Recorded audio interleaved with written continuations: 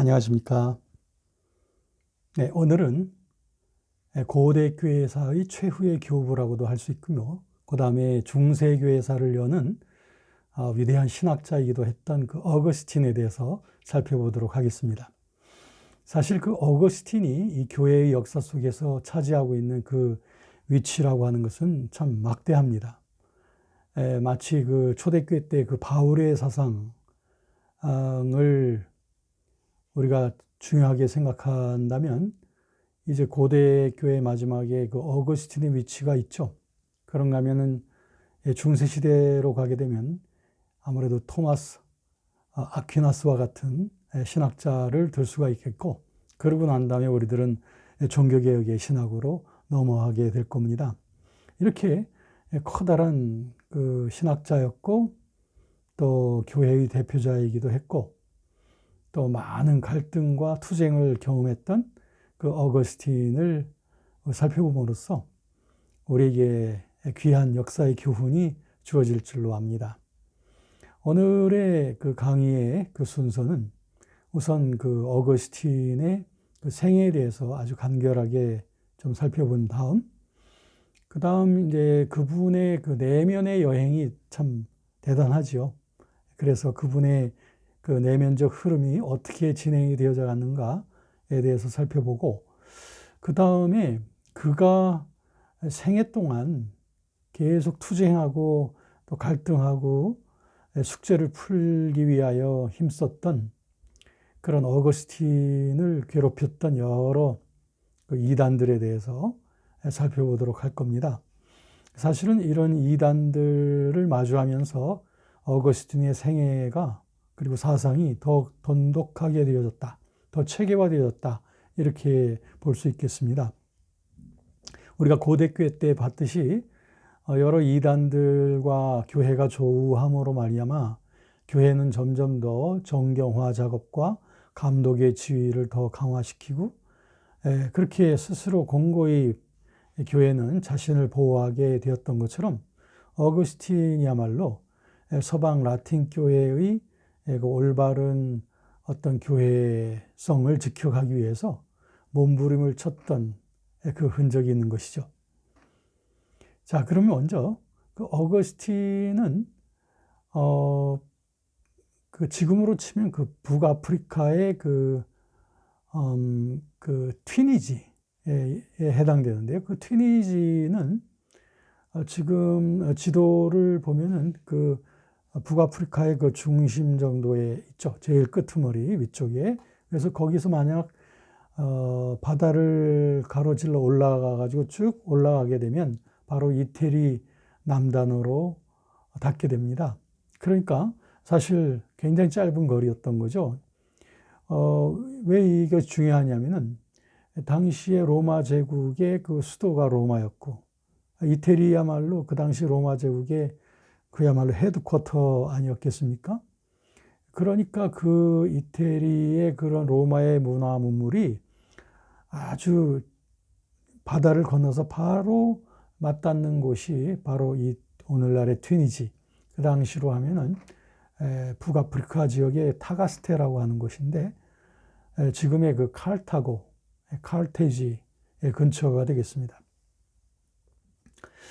그래서 거기서 태어난 그 어거스틴, 그의 아버지는 그 관리 생활을 했다고 하고요. 로마 제국에서. 그런가 하면은 기독교 신앙이라기보다는 굉장히 방종하는 그 이교 신앙을 갖고 있었던 사람이라고 하고, 또 여러분이 아시겠지만 그의 어머니, 보통 모니카라고 알려져 있는 그 모니카는 아주 독실한 기독교 신자로서 알려져 있습니다. 그래서 어려서부터 그 아버지와 그 어머니 사이에서 그런 신앙적인 갈등들이 많이 있었으리라고 생각하고, 그러면서 어거스틴의 그 내면의 어떤 갈등 관계, 이런 것들이 좀 설명될 수도 있다 생각이 되어집니다. 그는 이제 그 부모의 권유를 받아서 여러 공부들을 하게 됩니다. 그래서 이곳저곳을 다니면서 그 당시로서는 정말 흔히 얻을 수 없는 그런 수학의 기회들이 있었던 거죠. 이 지역 저 지역으로 공부하러 다니면서 어거스틴에게 하나의 그 방종한 그 생활의 기회가 주어지는 것은 어떤 여인과의 그 동거 생활에 들어가는 것이었습니다. 전설에 의하면 그 여인은 그 어거스틴 집안에서 있었던 하나의 그 여자 그 하인이었다고 그런 말도 있습니다만, 어쨌든 그 어거스틴은 그 젊은 나이에 그와 이제 동거하면서 그래도 공부 생활을 계속 해 나가고 있었어요. 어거스틴은 그 당시에 그 키케로의 철학 입문이라고 하는 그 책을 읽고, 호르텐시우스이죠. 그것을 읽으면서 그때부터 자신의 삶의 그 방향성을 잡게 됩니다. 그것은 뭐냐면은 참 진리를 향한 삶이 그것이 가치 있는 삶이다 라고 하는 그런 자극을 받고, 그때부터는 무엇이 진정한 행복일까 라고 하는 것을 늘 고민하면서 이렇게 살아가게 됩니다. 이제 그는 이제 여러 공부를 마치고 이제 돌아와서 이제 그 교수로서 취임을 하게 됩니다. 그 즈음에 이제 유명한 그 라틴 교회의 그 감독으로서 암브로스가 있었는데, 그 암브로스를 가까이 사귀면서 암브로스의 그 수사학의 기지가 넘치는 그 설교에 아주 굉장히 매료되게 됩니다. 그래서 암브로스의 영향을 받으면서 그가 이제 또 사상적인 변화가 생기게 되는 거예요. 이제 그러다가 나중에 이제 진정으로 이제 기독교에 다시 새로운 회심을 하게 되는 이런 어떤 과정을 거치게 되는데요. 그때 이후부터는 그 어거스틴이 사상적인 생애 방황을 마치고 독실한 기독교인으로서 또 암브로스의 제자로서의 삶을 살다가, 이제 암브로스 감독이 죽고 난 다음에 그 암브로스가 그 사역하고 있던 그 히포라고 하는 지역의 그 사제로서 어거스틴은 이제 사역을 하게 됩니다. 그러면서 그때부터는 이제 히포의 어거스틴이라고 하는 그런 별칭이 생길 정도로 그곳에서 이제 라틴 서방 교회의 하나의 대표적인 역할을 하면서 생애를 살아가게 되고요. 또 한편으로는 금욕주의적인 수도사로서의 삶을 또한 시작하기도 합니다.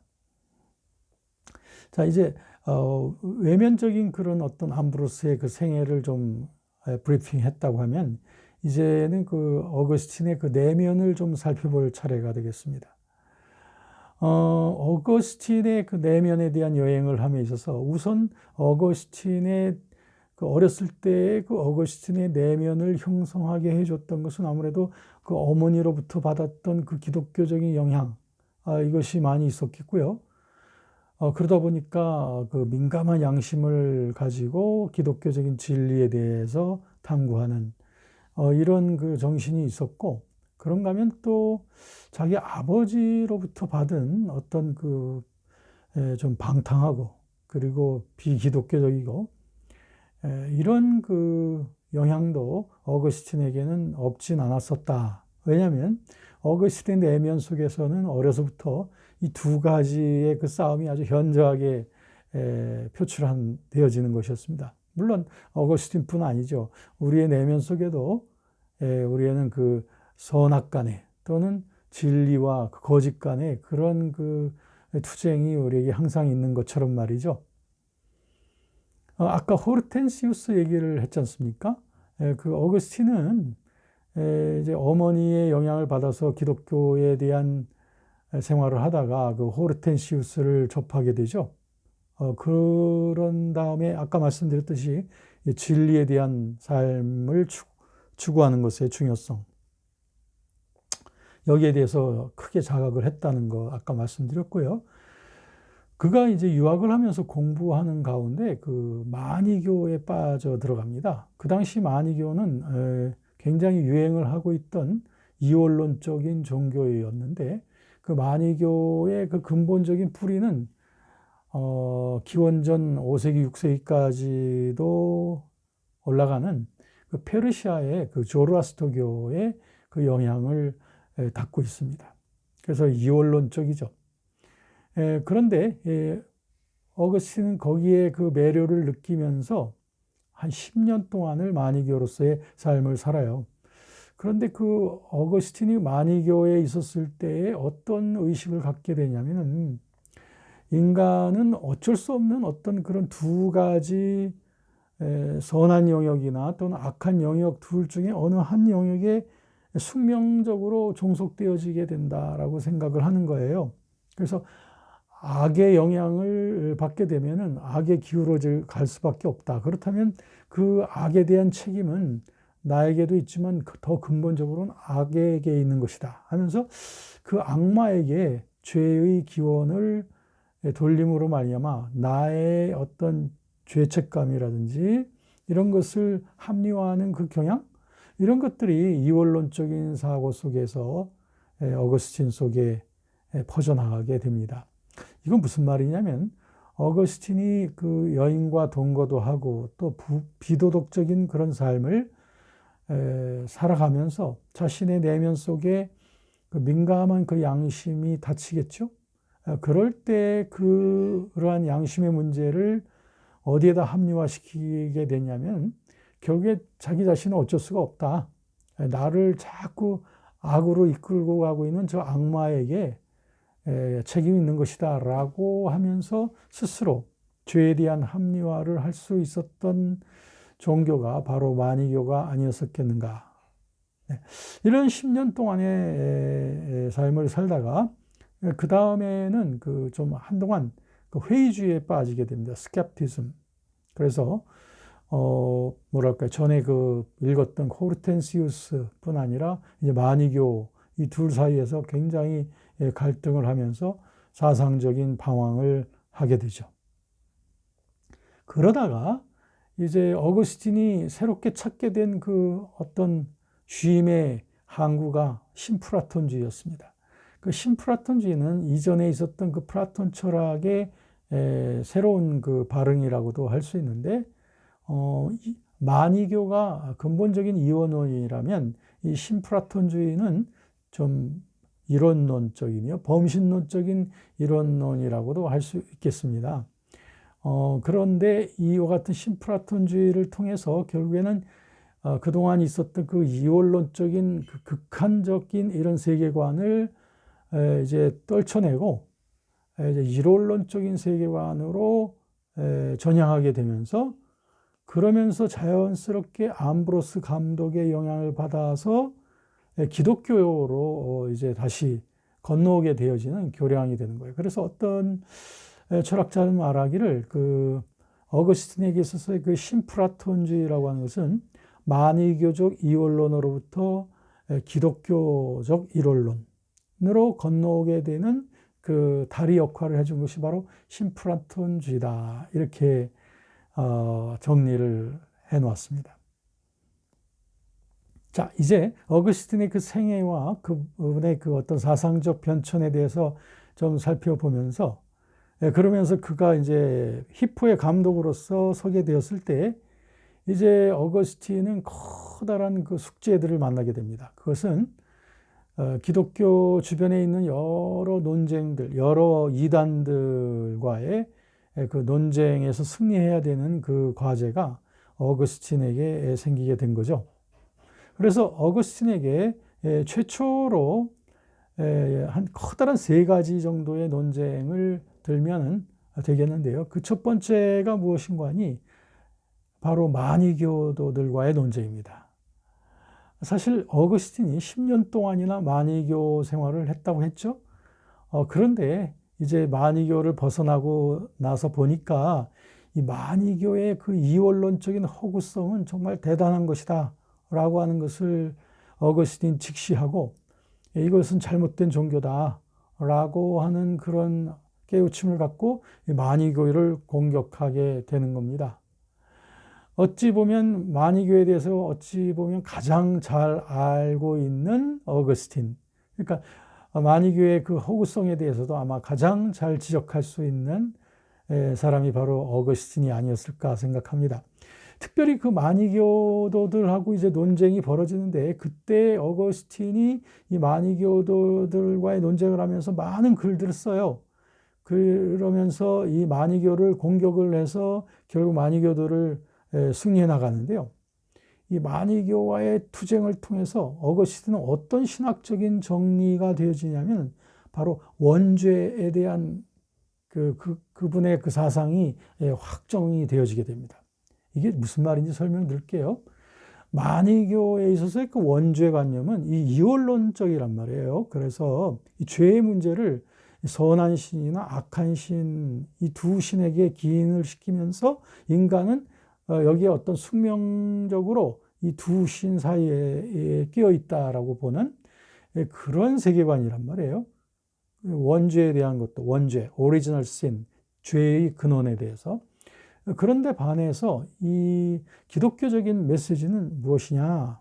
어거스틴은 이것을 분명히 구분해서 강조하기를, 그 죄는 인간이 범죄를 했기 때문에 그 하나님 앞에서 이 원죄의 상태가 됐다는 거예요. 그러니까 인간이 타락을 함으로 말미암아 하나님 앞에 불순종의 결과로서 원죄의 상태가 됐다는 거죠. 그러니까 죄의 속성, 죄의 모든 뿌리들, 이런 것들이 생기게 된 것은 바로 인간의 죄성 때문이고, 그것은 책임은 바로 인간에게 있는 것이지 그걸 갖다 하나님에게 돌리거나 마귀에게 돌리다가는 안 된다. 내가 거기에 대한 책임이 있다라고 하는 것을 말함으로써 어거스틴은 죄의 원죄에 대한 그 책임이 바로 인간에게 있는 것이다 라고 하면서 펼쳐내게 됩니다.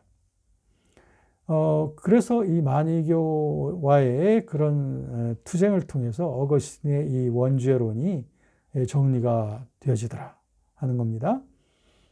자, 두 번째 또 이제 다가온 그 이단들은 어떤 이단이냐면은, 이것은 이제 도나투스파는 바로 기독교 내에서 생긴 이단으로서, 소위 그 사람, 도나투스파의 그 기원은 그 도나투스라고 하는 사람으로부터 시작이 되는데요. 한마디로 말씀드리면 이 도나투스파는 스스로 진리파, 정통파, 그리고 성결파, 거룩파를 자청하는 사람들입니다. 다시 말하면 우리가 순결한 우리 집단이다. 많은 교회 집단들 가운데 우리가 정통적인 그런 믿음을 보존하고 있는 집단이다 라고 하는 것을 강조하는 한 지역의 그 기독교파였습니다.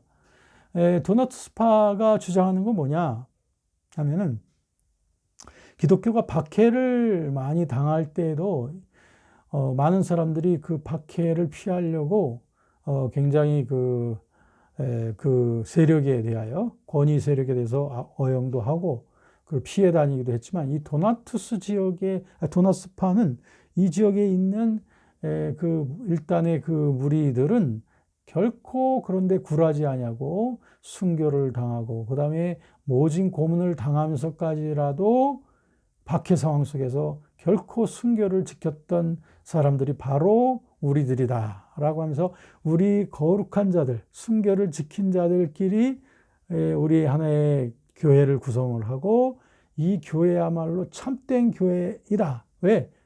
이 교회의 구성원들은 거룩하니까 라고 하면서, 도나투스파는 자기들 집단의 순수성을 강조한 나머지 여타의 다른 그 교단들과 여타의 다른 지역에 있는 교회들은 순수성이 없다고 보면서 참된 그 교회성에서 어긋나고 있다고 말하는 거였어요. 자, 이런 그 도나투스파들의 어떤 독선적이죠. 이 독선주의에 대해서 어거스틴 굉장히 골몰합니다. 어떻게 하면 이들을 좀 다시 하나의 일치 속으로 좀 끌어들일 수 있을까를 굉장히 고민을 많이 하는 겁니다.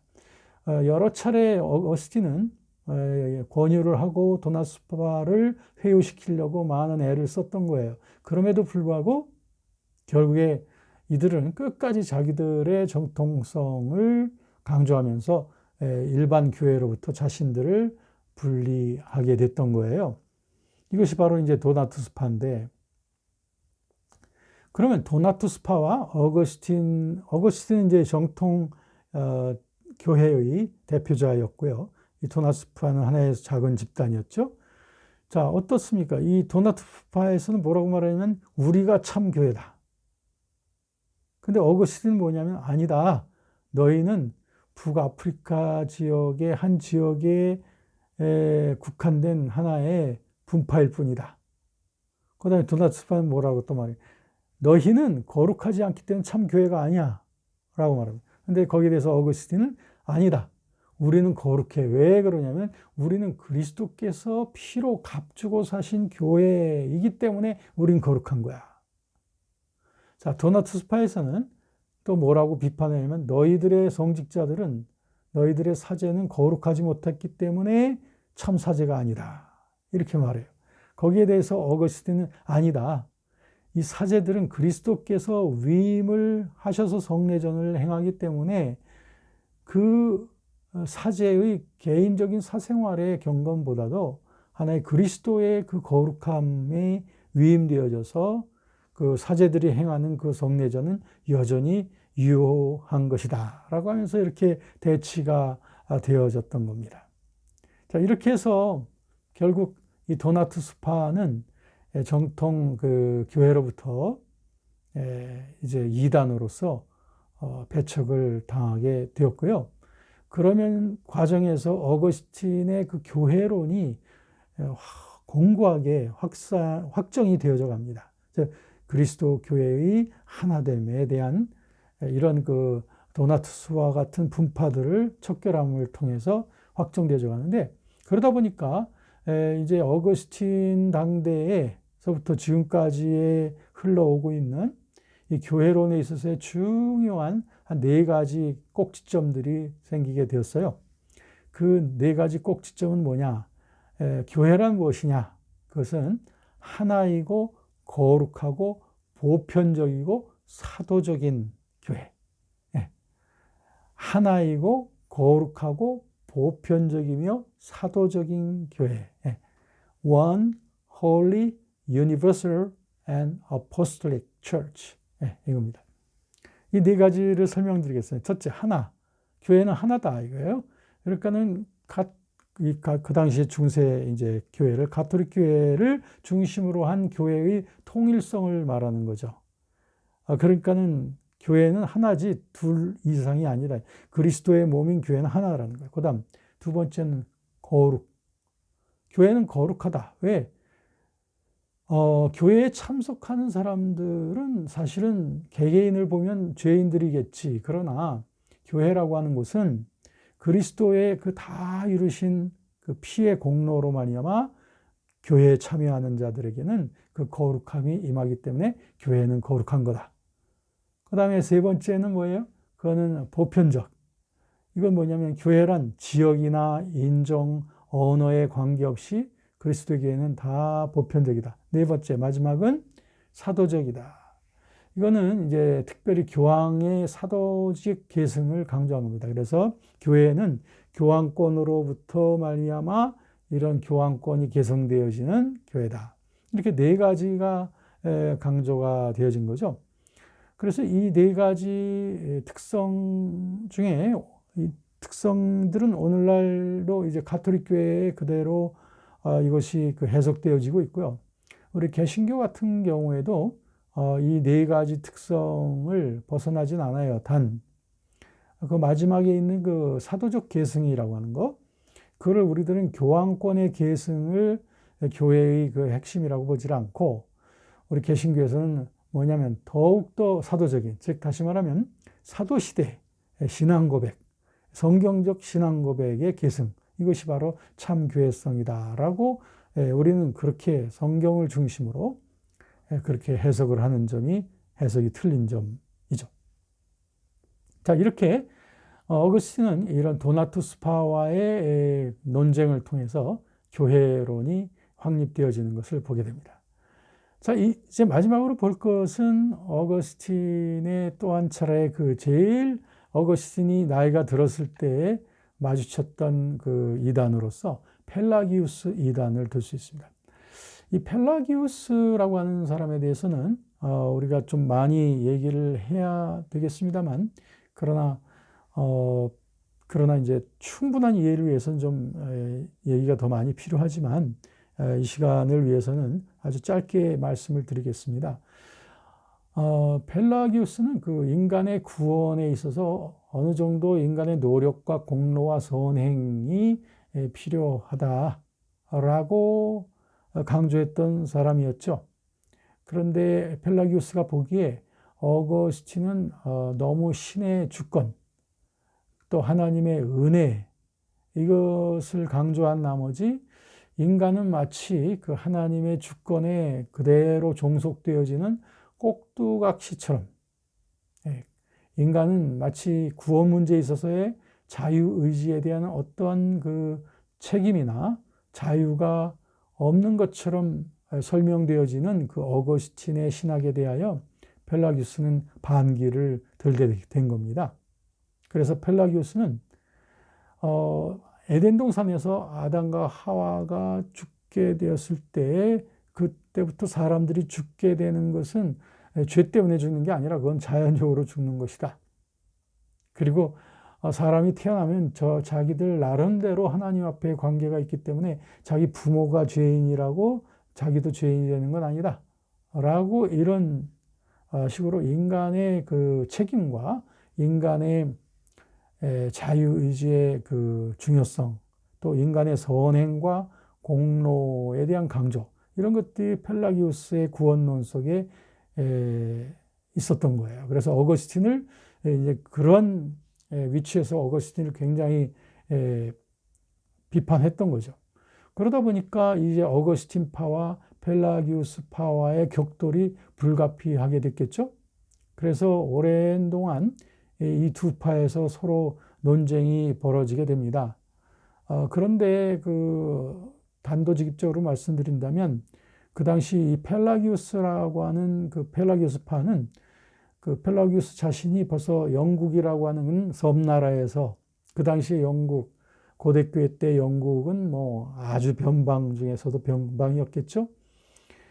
그래서 그 영국 섬나라에서 온 그런 학자인데, 그러나 펠라기우스를 지지하는 그런 사람들이 그리 많지 못했고, 어거스틴은 그 당시 서방 라틴 교회의 중심 인물이었다는 거죠.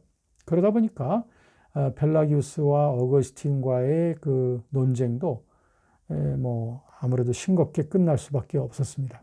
어거스틴 파의 절대적인 승리로 끝나게 되고, 이 펠라기우스는 이단이라고 하는 그런 정죄를 받게 됩니다. 자, 그래서 이제 어거스틴은 이 펠라기우스와의 그 논쟁을 통해서 결국에 어떤 것에 근육이 생기게 되냐면, 바로 구원론에 대한, 인간의 구원론에 대한, 또 인간의 자유의지론에 대한 그러한 그 논의를 많이 하게 되고, 거기에 대한 변증을 많이 하게 됨으로써 어거스틴의 구원론이 좀 더 발전되어져 가는 그런 계기가 되었습니다. 자, 오늘 어떠셨어요? 어거스틴의 그 생애, 그리고 어거스틴의 그 살아온 그 생애의 내면적인 발자취, 이런 것들을 살펴보았죠.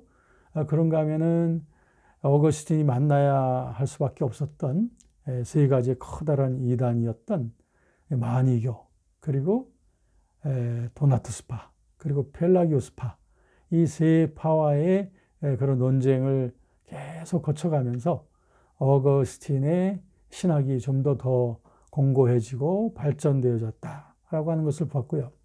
이것이 오늘날 우리에게 주는 의미는, 사실은 우리는 어느 정도 또 우리가 알고 모르는 사이에서 어느 정도 어거스틴에게 비친 것이 많이 있다라고 하는 거죠. 왜냐하면 우리가 바울의 복음에 우리가 비친 것이 많이 있다면, 그 이후에 그 어거스틴 신학의 발전에 있어서 그것이 우리에게 준 영향도 많이 있다는 거죠. 이런 점에서 우리들은 어거스틴이 걸어왔던 그 피와 땀의 그 생애를 살펴보면서 우리의 삶도 이런 그 어떤 역사적 정체성을 찾는 그런 삶이 되었으면 한다, 이런 생각을 갖게 됩니다. 여러분 오늘도 참으로 수고하셨습니다. 감사합니다.